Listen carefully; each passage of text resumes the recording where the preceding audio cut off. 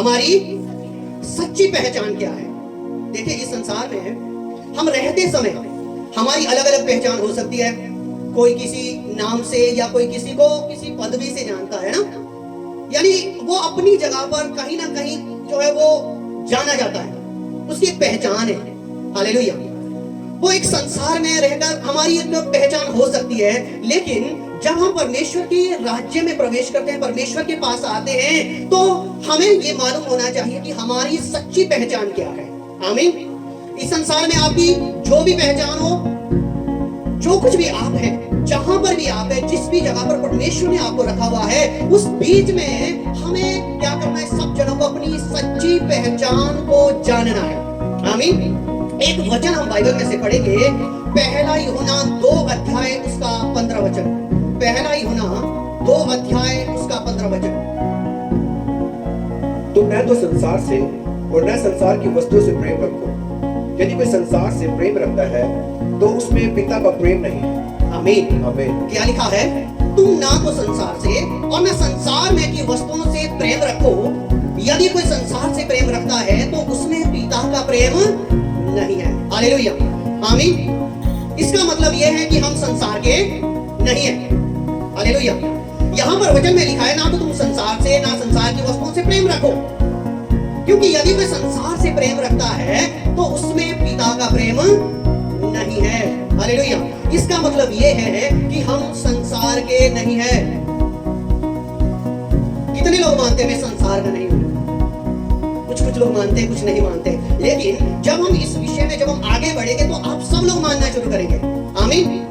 अब यहाँ के पर हम वचन में हमने पढ़ा कि जो है कि हम संसार के नहीं है ना, तो हम कहाँ के हैं? या प्रभु यीशु मसीह ने ऐसा क्यों बोला? परमेश्वर के वचन में है, ऐसा क्यों लिखा गया है?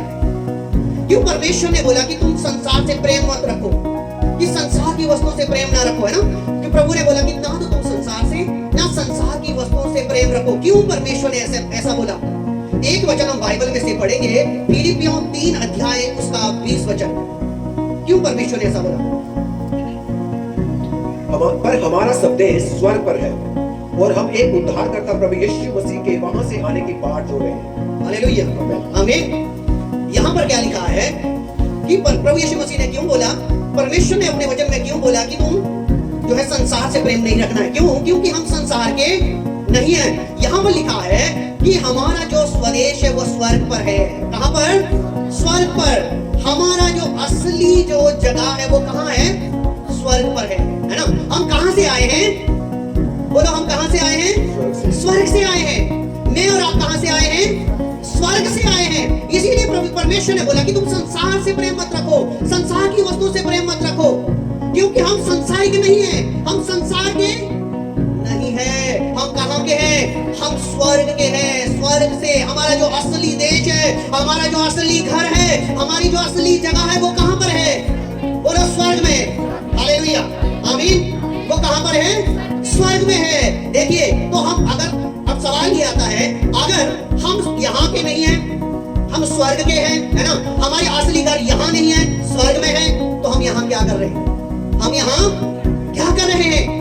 सवाल ये है। तो इसका जवाब ही इसी में है। लिखा है कि पर हमारा स्वदेश स्वर्ग पर है और हम एक उद्धारकर्ता प्रभु यीशु मसीह के वहां से आने की बाट जोड़ रहे हैं। क्या कर रहे हैं? आने की बाट जोड़ रहे हैं। हालेलुया। हम यहाँ पर क्या कर रहे हैं? एक उद्धारकर्ता प्रभु यीशु मसीह के आने की बाट जोड़ रहे हैं, क्योंकि प्रभु यीशु मसीह ने बोला कि मैं जाता हूँ और शीघ्र ही लौट कर आऊंगा।